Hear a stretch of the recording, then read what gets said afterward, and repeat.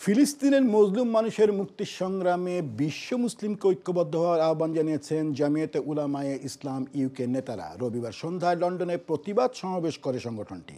Ford square মসজিদ হলে হওয়া এই সমাবেশে দল মত নির্বিশেষে সকল শ্রেণী ও পেশার মানুষ অংশ নেন। সমাবেশে সভাপতিত্ব করেন সংগঠনের সভাপতি ডক্টর মাওলানা সৈয়দ আহমেদ এবং সঞ্চালনায় ছিলেন সংগঠনের জেনারেল সেক্রেটারি মাওলানা সৈয়দ নাইম আহমেদ।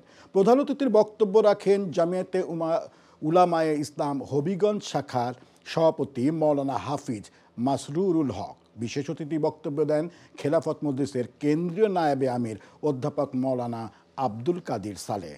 এছাড়াও বক্তব্য দেন মুফতি আব্দুল মুন্তাকিম, কে এম আবু তাহের চৌধুরী, মাওলানা ইমদাদুর রহমান আল মাদানী, মাওলানা শায়েখ ফয়েজ আহমেদ এবং আজমল মাসরুর। বক্তারা ফিলিস্তিনে চলমান মানবাধিকার লঙ্ঘনের তীব্র নিন্দা জানান।